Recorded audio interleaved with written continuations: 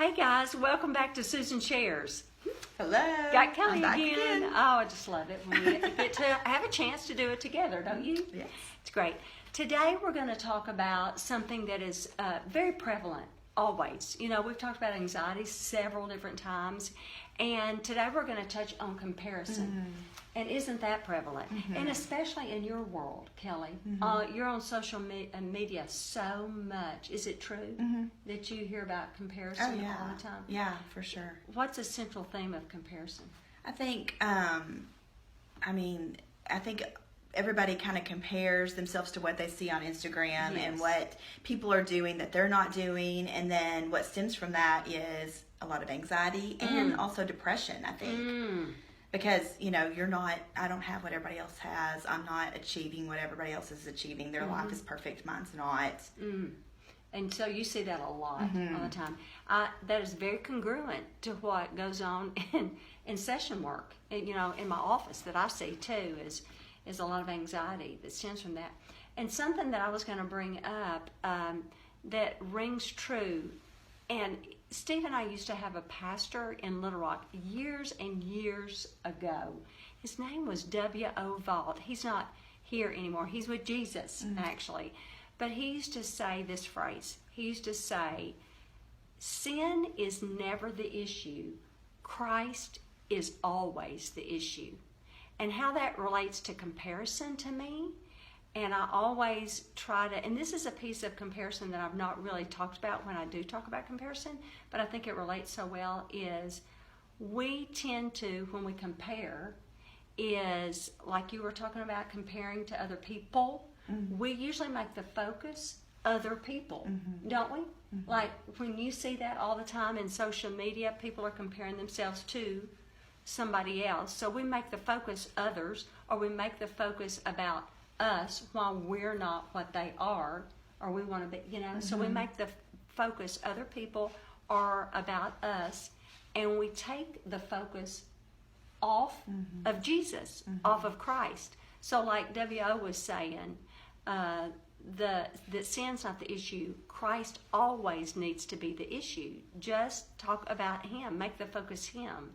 And so in comparison, when Jesus is the issue, when Christ is the issue, and He's our focus, then if that's our focus, then how much of Him is in us, then that becomes our focus, and not, oh, I want to be like them, but I want Him in me.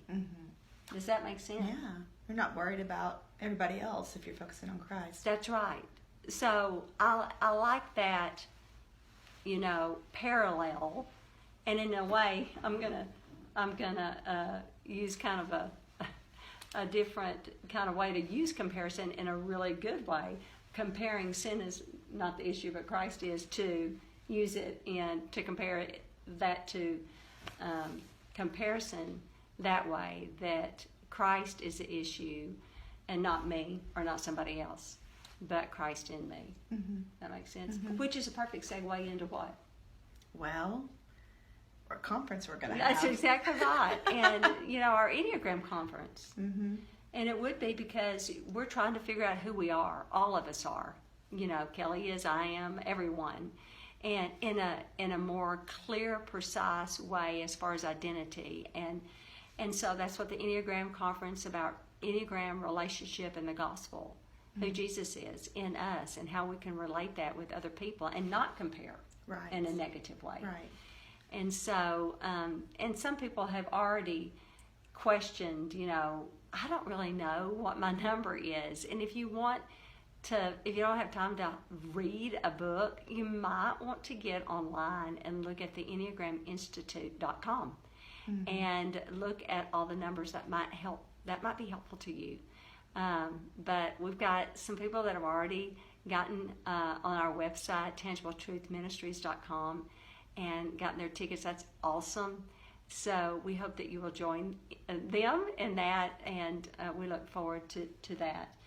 You want to give the details about the conference again? Yes, it's Thursday night, August the 29th, 6:30 to 8:30, and it's going to be at Grace Point Church, and it's going to be a really good night. Every time we talk about it with anybody, they're so excited about it. If you know about the Enneagram at all, then you will be really interested just to see, hear us talk about how different numbers relate to each other, because I think we heard of someone who in the workplace, they actually put on the nameplates each person's number as they join their office, because when you see someone's number, you'll say, oh, one, I kind of understand how to work with them, or if they're a two. And so I think that's a very interesting thing. And so it's going to be a really fun, interesting, we're going to all learn something. I think we will. We'll all learn something about each other, which is a very good way to connect better in a healthy way. So we look forward to it. And throughout the next